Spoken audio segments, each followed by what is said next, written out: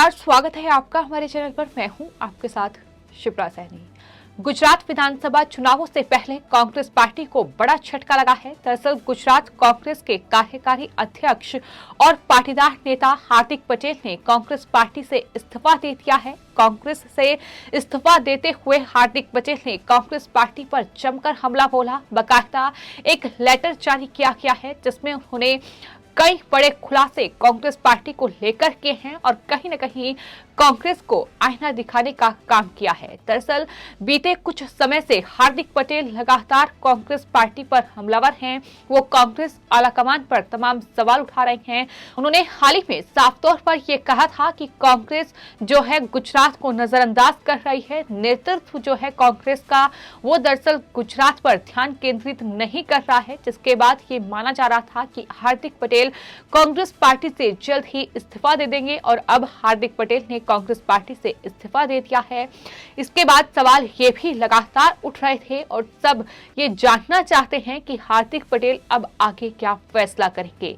आपको बता दें, बड़ी खबर सामने आ रही है कि हार्दिक पटेल बीजेपी में शामिल हो सकते हैं। जो जानकारी सामने आ रही है उसके मुताबिक गुजरात के पाटीदार नेता हार्दिक पटेल पिछले 2 महीने से बीजेपी नेताओं के संपर्क में हैं। अब अगले एक हफ्ता में हार्दिक बीजेपी ज्वाइन कर सकते हैं। यहाँ तक कि प्रधानमंत्री नरेंद्र मोदी के एक कार्यक्रम में भी वो शिरकत करेंगे और जो जानकारी लगातार सामने आ रही है उसके मुताबिक बीजेपी ज्वाइन करने को लेकर हार्दिक पटेल की बीएल संतोष के साथ भी पिछले दिनों एक मीटिंग हुई थी। अमित शाह और प्रधानमंत्री नरेंद्र मोदी से बातचीत करके ही उनकी रजामंदी के बाद ही हार्दिक पटेल को बीजेपी में शामिल किया जा रहा है। ये बड़ी खबर सामने आ रही है। क्या नहीं हार्दिक पटेल अब कांग्रेस पार्टी से इस्तीफा देने के बाद बीजेपी में शामिल होंगे?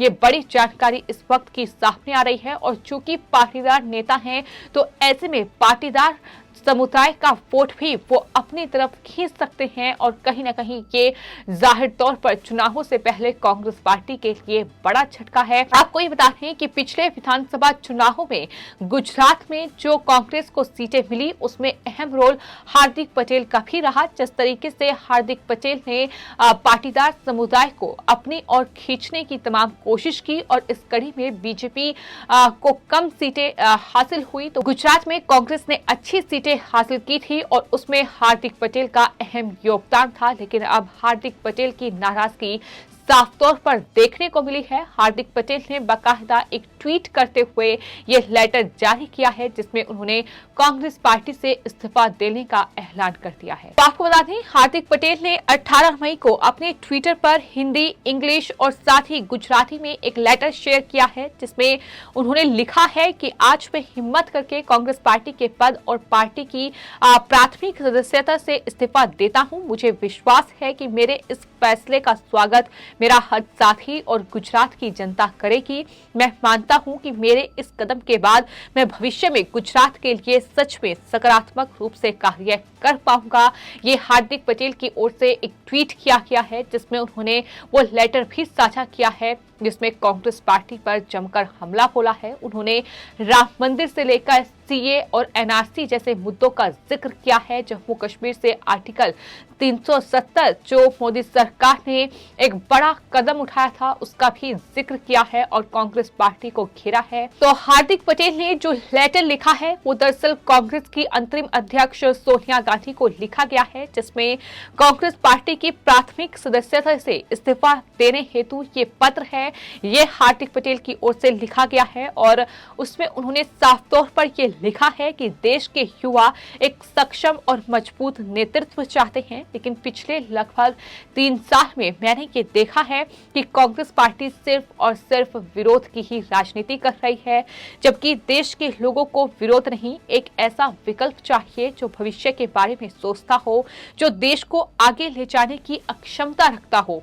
इतना ही नहीं, अयोध्या में प्रभु श्री राम का मंदिर हो, सीए एनआरसी का मुद्दा हो, जम्मू कश्मीर से धारा 370 हटाना हो या जीएसटी लागू करने जैसे फैसले हों, देश लंबे समय से इनका समाधान चाहता था और कांग्रेस पार्टी सिर्फ इनमें एक बाधा बनने का काम कांग्रेस पार्टी ने किया।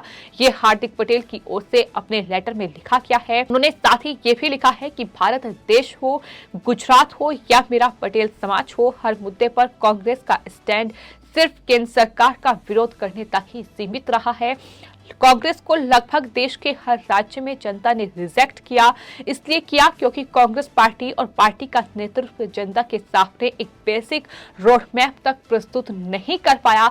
इस बात का जिक्र भी हार्दिक पटेल ने किया है, यानी साफ तौर पर न सिर्फ कांग्रेस पार्टी बल्कि कांग्रेस पार्टी के लीडर राहुल गांधी और सोनिया गांधी पर भी उन्होंने सवाल खड़े किए हैं। आपको ये याद दिला दूं कि हाल ही में पंजाब के एक बड़े नेता सुनील जाखड़ ने भी कांग्रेस पार्टी से इस्तीफा देते हुए उन्होंने एक फेसबुक लाइव किया था, जिसमें उन्होंने 35 मिनट के फेसबुक लाइव में कांग्रेस पार्टी को आईना दिखाया था कि किस तरीके से कांग्रेस पार्टी सिर्फ और सिर्फ विरोध की राजनीति कर रही है। कांग्रेस पार्टी की खुद की कोई राजनीति नहीं है, कांग्रेस पार्टी की खुद की पार्टी नहीं संभल रही है। ये तमाम बड़े आरोप उन्होंने भी लगाए थे और जाहिर तौर पर ये कहा था कि कांग्रेस पार्टी अपना घर नहीं संभाल पा रही है, लेकिन जिस तरीके से केंद्र के हर एक फैसले का वो विरोध कर रही है उस पर उन्होंने सवाल खड़े किए थे। और हार्दिक पटेल ने अपने इस लेटर में इस बात का भी जिक्र किया है कि कांग्रेस पार्टी के शीर्ष नेतृत्व में किसी भी मुद्दे के प्रति गंभीरता की कमी एक बहुत बड़ा मुद्दा है। मैं जब भी पार्टी के शीर्ष नेतृत्व से मिला तो लगा कि नेतृत्व का ध्यान गुजरात के लोगों और पार्टी की समस्याओं को सुनने से ज्यादा अपने मोबाइल और बाकी चीजों पर है। उन्होंने कहा कि पार्टी नेतृत्व इस बात पर ध्यान केंद्रित नहीं करता है कि आखिर गुजरात में पार्टी के भीतर क्या समस्याएं हैं, आखिर गुजरात में इस तरीके से लोगों के साथ जो उनका संबंध है वो कैसा है, इस बात पर कोई कोट नहीं है। उन्होंने साफ तौर पर यह कहा कि गुजरात के लोगों और पार्टी की समस्याओं को सुनने से ज्यादा अपने मोबाइल और बाकी चीजों पर उनका फोकस रहा है। जब भी देश में संकट था, कांग्रेस को नेतृत्व की सबसे ज्यादा जरूरत थी, तब हमारे नेता विदेश में थे। राहुल गांधी की विदेश यात्राओं पर भी तंज कसा है। उन्होंने कहा है कि कांग्रेस कैसी अपेक्षा करती है, गुजरात के लोग उन्हें विकल्प के तौर पर देखेंगे।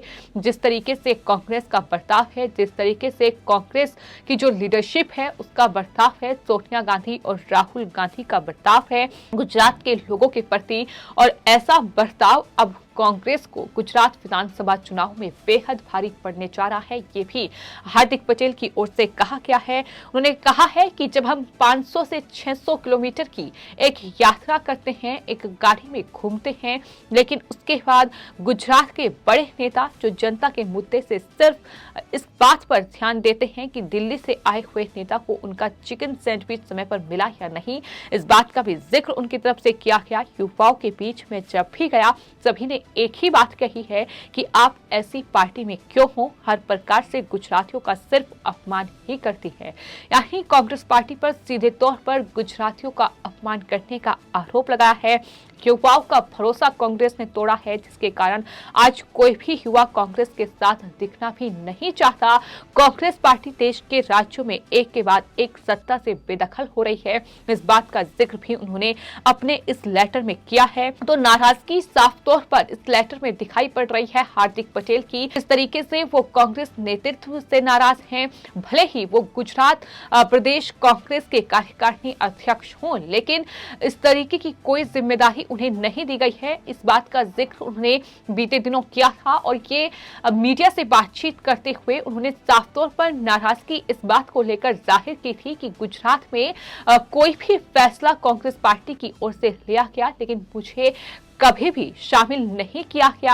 आखिर गुजरात को लेकर कांग्रेस की क्या रणनीति है मुझे नहीं पता, कांग्रेस क्या चाहती है वो मुझे नहीं पता। ये हार्दिक पटेल ने तमाम बड़े आरोप लगाए थे।